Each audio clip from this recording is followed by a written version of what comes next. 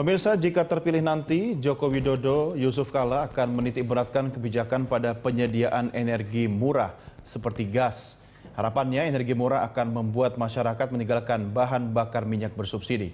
Sementara itu, pasangan Capres dan Cawapres Prabowo Hatta berjanji akan memperluas konversi BBM ke gas dan energi terbarukan, serta membangun sistem subsidi energi yang lebih tepat sasaran dan lebih berkeadilan. Ya, pemirsa, dari janji-janji itu, seberapa realistis pencapaian yang bisa dilakukan? Bagaimana kaitannya dengan upaya hemat energi, mengingat kecenderungan masyarakat yang terus boros menggunakan energi? Lalu seperti apa pemberian subsidi yang tepat sasaran? Mengingat selama ini subsidi kerap diberikan ke produk melalui PLN dan Pertamina, bukannya ke masyarakat yang kurang mampu. Baik pemirsa, kita akan mendiskusikan hal ini dengan narasumber kami, Ramson Siagian, juru bicara bidang energi dan sumber daya alam dari tim Prabowo Hatta. Ada juga Darmawan Prasojo, anggota tim sukses Joko Widodo dan Yusuf Kala bidang energi, dan telah bersama kita juga Iwa Garniwa, Ketua Pengkajian Energi Universitas Indonesia yang saat ini berada di Grand Studio. Bapak-bapak sekalian, terima kasih bergabung bersama kami di Prime Time. Pak Ramson, Mas Darmo, dan Pak Iwa yang ada di Grand Studio. Saya ke Pak Iwa dulu, bapak-bapak sekalian ya. Pak Iwa, bagaimana Anda melihat visi misi Capres-Cawapres terkait dengan energi sekarang kita? Sudah cukup logiskah? Kalau saya jawab, masih belum realis kalau boleh saya katakan. Kenapa demikian? Karena dari kedua belah pihak ini masih membutuhkan waktu. Sementara pembangunan infrastruktur atau katakanlah bahwa tadi ada konversi minyak ke gas. Konversi minyak ke gas ini bukan hal yang mudah. Kita harus membangun infrastrukturnya, kita harus membangun demand-nya, harus kita membangun konsumennya. Dan kemudian juga kita harus mengeksplorasi dari gas tersebut, dan kemudian juga infrastruktur yang saya maksud diantaranya adalah transmisi. Walaupun agak berat Pak Iwa, tapi kalau Anda melihat sendiri, apakah visi yang disampaikan oleh Capres-Cawapres kita memang sudah cukup bisa diberikan apresiasi terkait bidang energi? Ya, saya mengatakan memang apa yang disampaikan semuanya memang itu yang harus dilakukan. Cuma kita harus berpikir lebih realis lagi. Artinya bahwa punya waktu saat ini hanya 5 tahun. Sementara kalau kita berpikir 1 tahun pertama itu harusnya berpikir yang lebih realis. Seperti contohnya adalah mari kita turunkan. Tadi sudah disampaikan ada yang katakanlah bahwa penghematan energi. Ya itu pertama kali itu langkah itu menurut saya yang itu yang paling realis. Penghematan energi di dua bidang baik listrik maupun BBM. Ya, baik. Bapak-bapak sekalian, untuk menyegarkan ingatan kita dalam diskusi kali ini, saya mengajak Anda semua untuk melihat grafis berikut ini. Ini kita akan bedah satu persatu visi misi para Capres dan Cawapres terkait bidang energi. Kita mulai dari Jokowi JK. Yang pertama, meningkatkan dan menjaga produksi minyak bumi. Ya, ini termasuk di dalamnya memperpanjang usia dan meningkatkan produktivitas sumur. Kemudian merancang kegiatan eksplorasi yang menguntungkan, merancang sistem fiskal yang fleksibel, kemudian administrasi untuk mendukung investasi, kemudian menyusun tata kelola migas yang efektif dan efisien. Berikutnya masih dari Jokowi JK, yaitu mengurangi subsidi dan menyediakan energi murah. Apa saja maksudnya? Itu adalah mentransformasi sektor transportasi dari BBM ke BBG, merelokasi sebagian besar subsidi BBM ke biofuel. Yang ketiga, membangun industri migas yang kuat. Di antaranya adalah pembangunan industri migas nasional, kemudian mengoptimalkan APBN dari lifting minyak ya, dan strategi reserve replacement. Masih terkait visi misi energi Jokowi JK, yang keempat adalah membangun energi baru terbarukan. Ini sifatnya jangka panjang, yaitu mengubah sistem harga beli energi baru terbarukan. Sementara untuk jangka pendek adalah pengurangan subsidi energi, kemudian mengurangi kelangkaan listrik, dan membangun infrastruktur migas. Dalam hal ini adalah stasiun pengisian bahan bakar gas. Lalu apa yang ditawarkan oleh Prabowo Hatta terkait solusi kebutuhan energi kita? Yang pertama, mencetak 2 juta lahan untuk memproduksi bahan baku bioetanol. Kemudian mengembalikan tata kelola migas nasional sesuai dengan pasal 33 Undang-Undang Dasar 1945, membangun pembangkit listrik tenaga panas bumi, mendirikan kilang-kilang minyak, memperluas konversi BBM ke gas dan energi terbarukan, dan mengurangi subsidi BBM khusus bagi orang kaya. Oke, saya akan ke Mas Darmo dulu. Tadi sudah kita ulas satu persatu. Itu penekanannya sebenarnya di mana, Mas? Bahwa Pak Jokowi dengan Pak Yusuf Kalla itu menekankan suatu strategi energi yang pro rakyat. Apa itu pro rakyat? Bagaimana rakyat itu jangan dibebankan dengan suatu energi yang mahal. Sehingga penekanannya adalah bagaimana menyediakan energi yang murah. Dan beliau langsung, apa akar permasalahannya saat ini? Pertama adalah saat ini kita masih menggunakan BBM, bahan bakar minyak, yang harganya itu 3 kali lipat dibanding gas. Itu 3 kali lipat. Sehingga strateginya adalah bagaimana kita menyediakan energi yang murah itu. Sebagai contoh di masa lalu, 10 tahun yang lalu, kita masih ingat kalau mau masak, itu pakai minyak tanah. Nyalainnya aja pakai sumbunya itu dinyalakan. Tiap saya masak mukanya hitam semua, Mas. Udah gitu pancinya hitam semuanya. Karena apinya pun merah. Nah, sekarang kita ganti dengan LPG, itu harganya per unit energinya itu hanya separuhnya. Nah, begitu tersedia LPG, energi yang murah, otomatis sekarang kalau saya bilang, Mas Doni, silahkan pakai minyak tanah untuk memasak, nggak mau, maunya pakai LPG, karena lebih murah dan juga lebih bersih. Demikian pula strategi kami adalah menyediakan energi murah, bukan yang penting ramah lingkungan. Dan ramah lingkungan dan juga banyak tersedia dari domestik. Jadi dari 2,3 juta barel minyak ekuivalen ya produksi migas kita itu 1,45 atau mendekati 1,5 juta barel oil ekuivalen itu adalah berupa gas dan sisanya itu berupa minyak. Sehingga kami itu tujuan utamanya adalah menyediakan energi murah. Karena dengan adanya energi murah ini rakyat daya belinya akan naik. Ya, ketika kemudian energi murah tersedia, rakyat kan tidak usah disuruh ya, dia pasti akan beralih. Nah, proses konversi antara BBM ke BBG itu kan pemerintah harus menyiapkan infrastruktur yang lengkap, yang kuat. Bagaimana dengan infrastruktur? Pembangunannya kan tidak mungkin dalam 1, 2, 3 tahun. Jadi saat ini proses untuk perpindahan dari BBM ke BBG itu menjadi kendala utama adalah infrastruktur.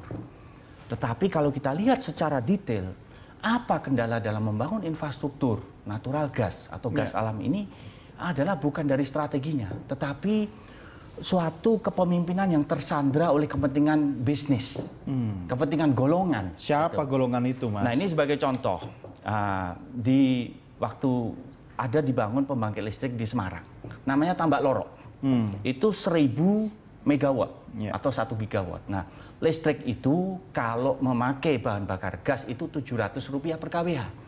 Kalau memakai BBM, solar, itu pun diimpor biayanya itu Rp3.000 per kWh. Nah, sekarang yang menjadi masalah adalah Tambak Lorok ini dari tahun 2012 sampai sekarang memakai BBM. Karena apa? Sebenarnya di tahun 2006 itu ada field bernama Kepodang. Waktu itu miliknya BP, British Petroleum, diakuisisi oleh Petronas, sudah mau memberi suplai gas ke Tambak Lorok. Tapi? Dan itu adalah bagian dari pembangunan pipa hulu. Jadi bukan hilir. Tetapi ada suatu perusahaan yang memenangkan tender pipa dari Bontang ke Semarang. Dan itu bukan bagian dari Kepodang ke Tambak Lorok ini. Tetapi kemudian ternyata ini diambil alih menjadi hilir. Dan sampai sekarang pun belum terbangun. Maksudnya, Mas Darmo, Anda mau coba mengatakan bahwa pemerintah tidak memiliki keberpihakan. Keberpihakan pada rakyat. Sehingga di sini yang kita lihat bahwa apa yang menjadi Tambak Lorok itu adalah suatu contoh bagaimana pembangunan suatu infrastruktur itu tersandar oleh kepentingan. Dan ini semuanya sekarang ada di timnya Pak Prabowo dengan Pak Hatta di sana. Misalnya nih, Pak Ramson. Ini mohon maaf, ini dari 1000 megawatt kalau beroperasi 70% dikalikan 1000 megawatt itu berarti 1 juta kWh. Kalikan 24 jam, kalikan 365 hari. Kalikan Rp2.000 kerugian per kWh. Itu sudah mendekati 12 triliun per tahun. Dan inilah bagaimana subsidi listrik kita bengkak menjadi 100 triliun. Jadi pembangunan infrastruktur sendiri sebenarnya permasalahan yang sangat sederhana. Iya, tapi yang menarik menjadi tantangan adalah bagaimana kepentingan nasional, kepentingan bangsa ini disandra oleh kepentingan bisnis, sehingga untuk itu Pak Jokowi selalu memerintahkan dalam bernegosiasi, membangun koalisi harus berbasis pada kepentingan nasional, bukan kepentingan golongan. Tidak ada bagi-bagi kursi, dan kita ini memang koalisi kere, tetapi demikian pula 2/3 rakyat Indonesia pun kere. Dan kami punya semangat. Artinya begini, Bapak-Bapak sekalian, yang menang harusnya rakyat tentunya kan. Menang rakyat. Saya ingin tahu Pak Ramson, kalau Pak Prabowo Hatta memiliki visi misi energi itu kan sebenarnya kalau kita olah lebih dalam, hampir-hampir mirip lah antara kedua pasang capres-cawapres ini. Cuma bahasanya dan pendekatannya berbeda. Apa yang membuat Prabowo Hatta fokus pada visi 6 hal tadi? Mirip? Mungkin yang Mas Doni baca visi misi Prabowo Hatta mengenai energi yang sudah ada masuk ke KPU. Tetapi itu sebenarnya mayoritas adalah ide originalnya Pak Prabowo Subianto. Yaitu yang sejak 2 tahun yang lalu sudah ada di sini. Beliau punya visi membangun kedaulatan pangan atau kemandirian pangan dan kemandirian energi.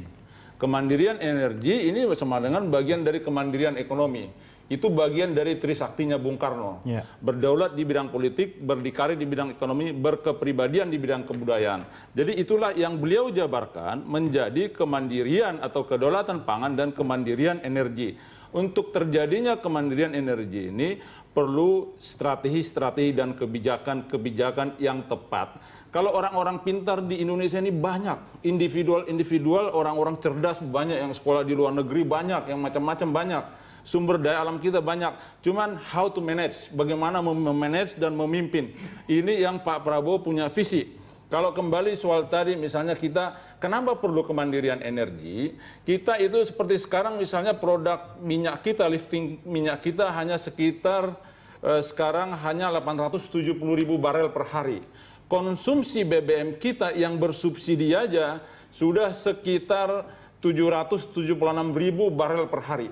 BBM bersubsidi, total konsumsi BBM nasional 1.295.000 barel per hari. Memang yang selisih antara 1.295.000 dengan 776.000 itu adalah harga pasar.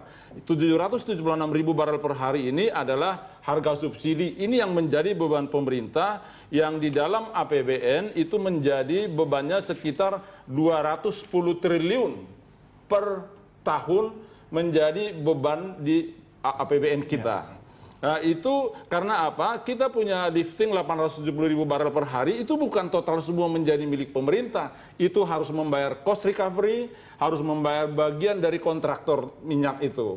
Sehingga total net punya pemerintah sekitar 500.000 barel sehari. Sehingga 276.000 atau 280.000 barel per hari itu harus dibeli oleh pemerintah dengan harga pasar. Sehingga bagaimanapun kalau diturunkan pun dinaikkan harga BBM atau misalnya begini, kalau konsumsi kita setara dengan 500.000 barel per hari, berarti tanpa ada keuntungan bisa. Tetapi ini sudah tidak. Jadi konsumsi BBM bersubsidi lebih tinggi dari bagian bersihnya pemerintah. Jadi memang lifting kita 870.000 barel per hari. Tetapi bukannya itu miliknya pemerintah. Nah, ini kadang-kadang ada salah persepsi. Artinya Pak Ramson dengan visi mendirikan kilang-kilang minyak itu salah satu upaya untuk meningkatkan lifting. Bukan didukung juga dengan... Lifting dengan kilang beda. Itu kadang-kadang orang salah persepsi. Kalau ini lifting minyak, di sumur yang sudah ada ini? Itu bukan lifting. Kalau kilang minyak itu memproses minyak mentah menjadi BBM.